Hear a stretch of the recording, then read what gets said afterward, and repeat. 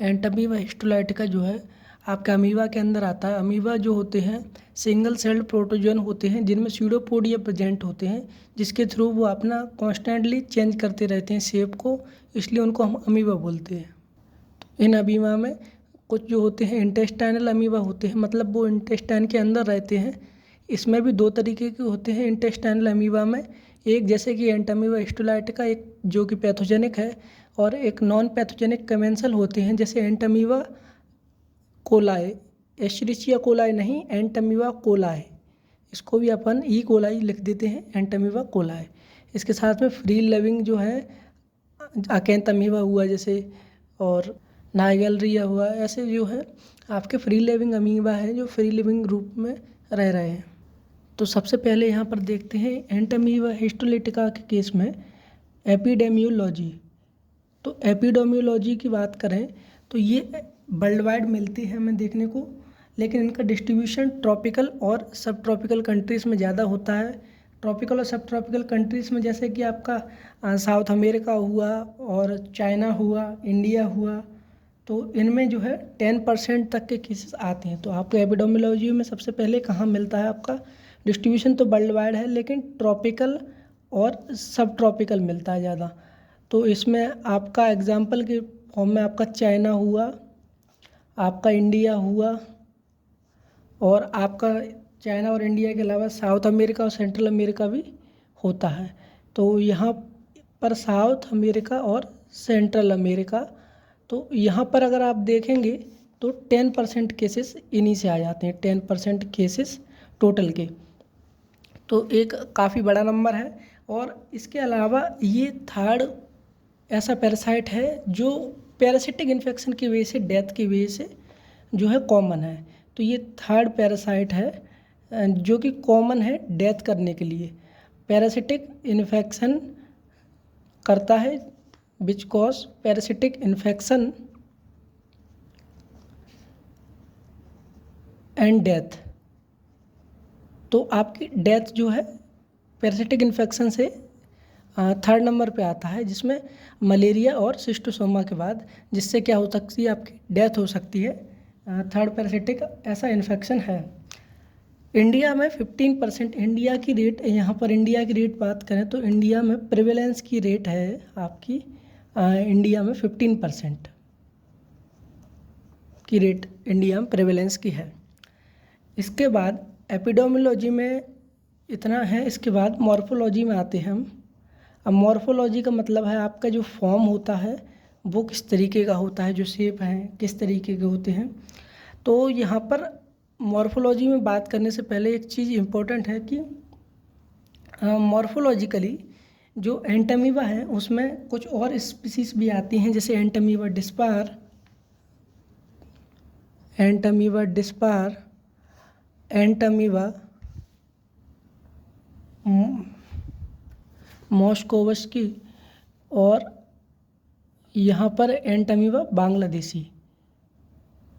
तो ये जो होती हैं ये मॉर्फोलॉजिकली सिमिलर होती हैं एंटमीबा हिस्टोलाइटिका से। तो ये एक इम्पॉर्टेंट पॉइंट है, एंटमीबा हिस्टोलाइटिका से मॉर्फोलॉजिकली सिमिलर होती हैं। अब इसमें बात करें कि मॉर्फोलॉजी के फॉर्म में क्या क्या मिलता है, तो सबसे पहले यहाँ पे मिलता है एक ट्रोफोजोइट।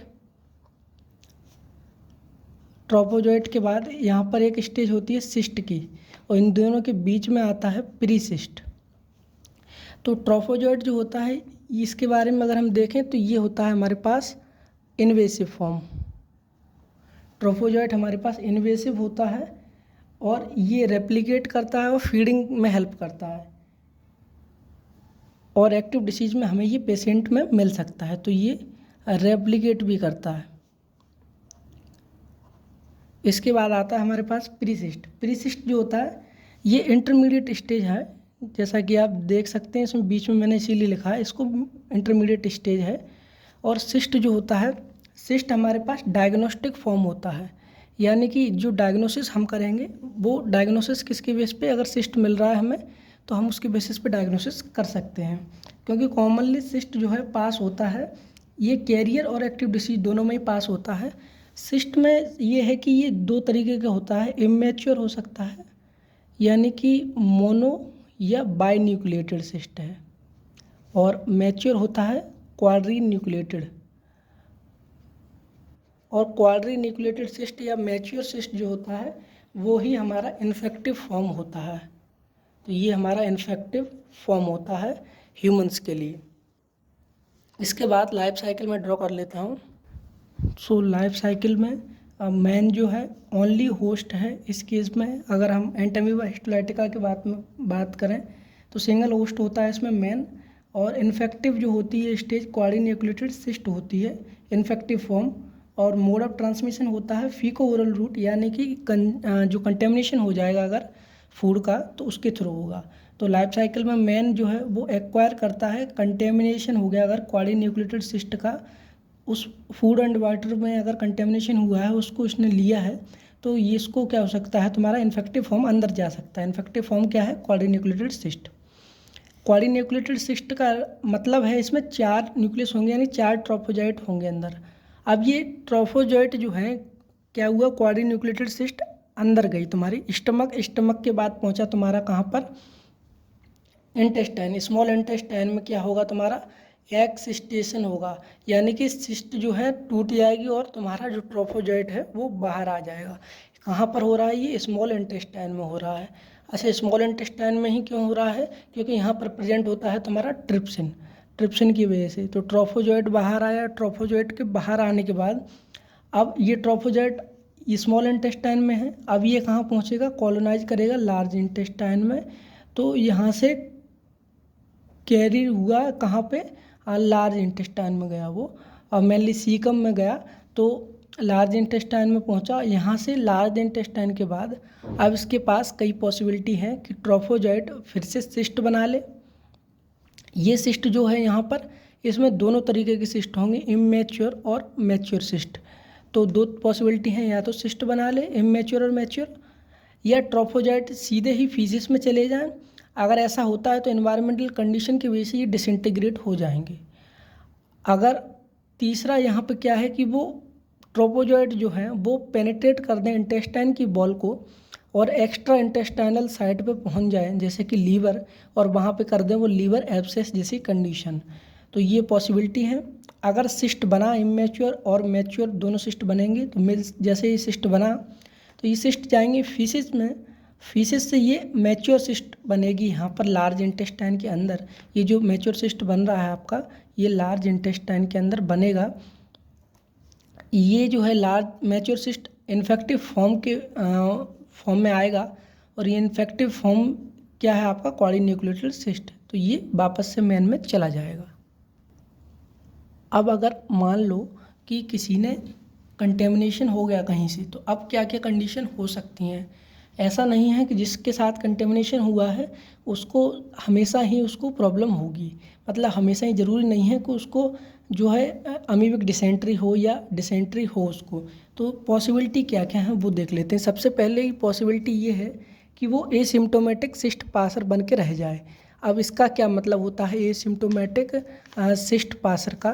तो एसिम्प्टोमेटिक सिस्ट पासर जो है, यानी कि ये क्या करेगा, आपका पास करेगा किसको, सिस्ट को, और कैसा रहेगा, ये एसिम्प्टोमेटिक रहेगा, मतलब इसको जो है डिसीज नहीं होगी, इसको सिम्टम्स नहीं आएंगे। तो मेजॉरिटी ऑफ इंडिविजुअल में ट्रोफोजाइट कोई प्रॉब्लम नहीं करता, सिस्ट में कन्वर्ट होता है और फीसिस में एक्सक्रीट हो जाता है। दूसरी पॉसिबिलिटी एक और बनती है कि क्या हो, अमीबिक डिसेंट्री। तो ज़्यादातर में तो क्या होता है, कोई प्रॉब्लम नहीं होती, आपका कोई सिम्टम नहीं आता, ट्रोफोजाइट कन्वर्ट होता है सिस्टम में और पास हो जाता है। अमीबिक डिसेंट्री अगर हुई तो अमीबिक डिसेंट्री में देखो क्या होगा, अमीबिक डिसेंट्री अगर हुई तो वहाँ पर इंडिविजुअल में ट्रोफोजाइट जो है इंटेस्टाइनल की म्यूकोसा से जा कर के अटैच हो जाएगा और क्या कर सकता, फ्लास्क शेप्ड अल्सर कर सकता है वो। ये कैरेक्टरिस्टिक है इसका, फ्लास्क शेप्ड अल्सर। इसका मतलब है जैसे फ्लास्क होता है तो आपका बेस जो है ब्रॉड रहेगा, तो ऐसा कुछ अल्सर आपको देखने को मिलेगा। तो ये कैरेक्टरिस्टिक है। साथ ही में अगर अमीबिक डिसेंट्री हो रही है तो ब्लड म्यूकस आपका किस में आ सकता है, आपका स्टूल में आ सकता है, ब्लड म्यूकस आ सकता है आपका स्टूल के अंदर। और थर्ड जो आपकी कंडीशन होती है वो होती है आपके पास कि इन्वेसिव अमीबाइसिस हो जाए। और इन्वेसिव अमीबाइसिस का मतलब है आपका जो अमीबा है वो एक्स्ट्रा इंटेस्टाइनल साइड पे पहुंच गया है और लीवर एब्सेस कर सकता है। और लीवर एब्सेस के अलावा जैसा कि आप नाम से भी समझ सकते हैं कि हिस्टोलाइटिका, तो ये आपके टिश्यू को क्या करता है, डैमेज करता है लीवर के टिश्यू को। इसके बाद इसके पास कुछ बर्युलेंस फैक्टर होते हैं। तो उन बर्युलेंस फैक्टर की बात करें अगर हम, हमारे पास बर्युलेंस फैक्टर में देखने को मिलते हैं तो ये 3 तरीके के होते हैं। अमीबिक लेक्टिन एंटीजन, ये करता है आपका अटैच कराता है म्यूकोसा से, इंटेस्टाइन की म्यूकोसा है उससे अटैच कराने में हेल्प करता है अमीबिक लेक्टिन एंटीजन। बर्युलेंस फैक्टर है एंटामीबा हिस्टोलाइटिका में। दूसरा है अमीबा पोर, जैसे कि नाम से समझ में आ रहा है पोर, तो ये पोर करता है आपका इंटेस्टाइन की जो सेल मेम्ब्रेन है होस्ट की, उसमें पोर करने में हेल्प करता है। और तीसरा